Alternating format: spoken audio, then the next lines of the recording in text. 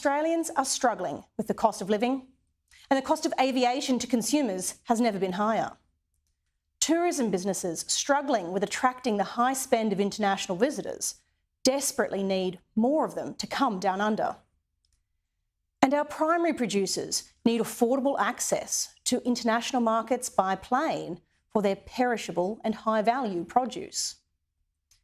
So, Transport Minister Catherine King has serious questions to answer about why she has refused to allow Qatar Airways the right to 28 more flights a week into Australia. The tourism industry, especially in Queensland and WA, is begging for it. Domestic partner airlines like Virgin Australia want it, and local airports do too. And Australians who haven't seen family overseas since the pre-COVID days because of the exorbitant prices for overseas tickets, well, right now, they deserve answers. So now we have learned that Minister King blocked her department from opening negotiations about the request for more flights. She seems to have sat on the Department of Transport and Infrastructure's request for a negotiating mandate for almost a year. It's a lack of diligence that is plain disturbing for a minister. Just sit on a brief for at least 6 long months, apparently doing nothing about it. And then, nearly a year on, she abruptly blocked Qatar's request.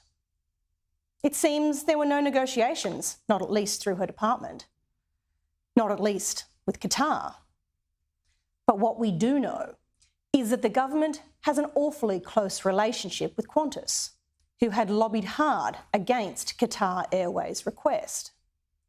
And we do know that the refusal came awfully close to a decision by Qantas to jump in, boots and all, to the Yes campaign for the referendum, on which the Prime Minister has hung his credibility. Big donations, painted planes, virtue signalling over the aeroplane PA. Qantas gave the government the whole box and dice. And now we know the minister responsible wasn't even prepared to have her department authorised to do its job and enter into good faith negotiations with Qatar Airways. The Senate committee looking into this has some very important work to do. Did the government do a sweetheart deal with Qantas to knock back Qatar Airways' request in exchange for generous and public support for the yes side of the referendum? Or did it just, in the kind of complacency and indifference that we should never accept from government, just not care enough to do the work? This is not some obscure political point. It goes to 2 very important issues. First, why won't the government take action that is so obviously in the interests of Australians struggling with the cost of living? Why won't they take action in the interests of Australian tourism businesses who have been through some really tough times, particularly through COVID?